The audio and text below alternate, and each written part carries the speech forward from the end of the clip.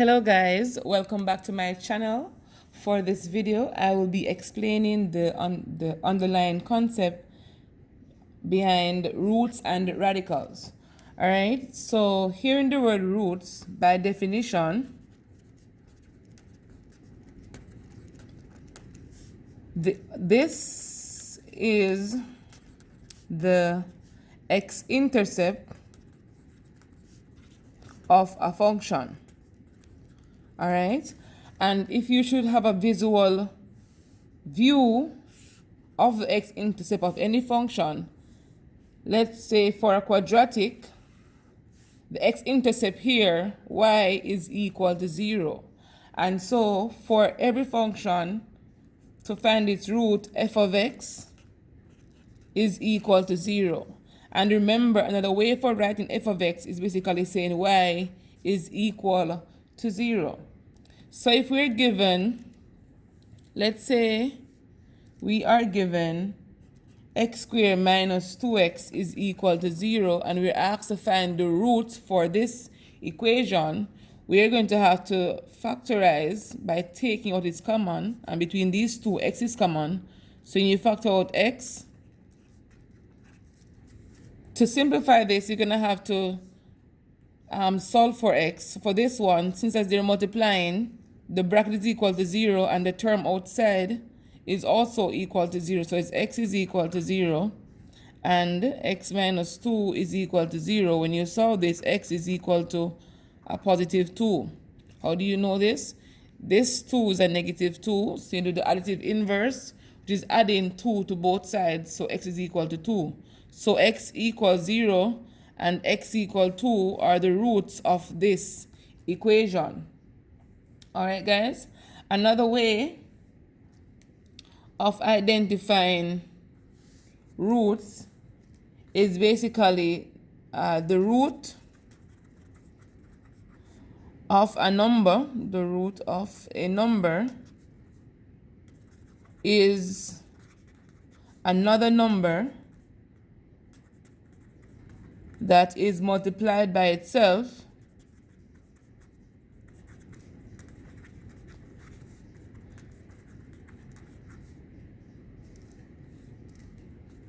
which is equal to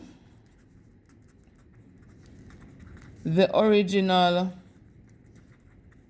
number. All right, let me give an example. So the root of 25 is equal to 5. So if you multiply this number, which is the solution, this number by itself, it will give you the number under the root sign. All right, guys. So one mistake that is normally made is that persons call this symbol here the square root sign, which is not correct. This is basically called the radical. So the radical I spoke to you up here about is basically the symbol for root. Okay, and so because we are finding the root of this number and we multiply this number twice, that's where the word square root comes from. So square root, a 2 could be here and it could not be there. So it is optional if you want to put the 2 there or not. So the root of 25 is equal to 5 times 5. We're basically saying the square root of 25. So as it relates to root, guys, we have different aspects of it. So we have even one that is called the cubic root. And the word cubic here would signify 3. And so having the radical, a 3 will be placed on the outside. If you want, let's say we were given 27 under here. So the cube root of 27 will be equal to 3. And so this 3 here tells you that you multiply this 3 times to produce 27. All right, guys? And so it's very important for us to understand these simple things. So if a 3 can be here, that means a 4 can be here, and they would call that the fourth root. And let's say an 81 is under the root sign. 81 is right here.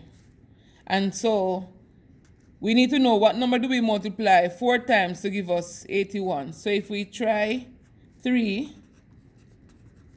we multiply 3 4 times to produce 81.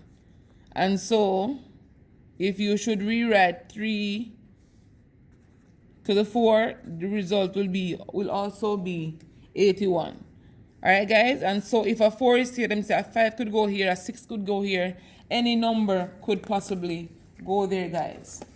And one thing to know as well, guys, is that having the radical and the different roots that goes to it, we can simplify them by rewriting them in a simpler version using powers and the brackets. So for example, square root sign,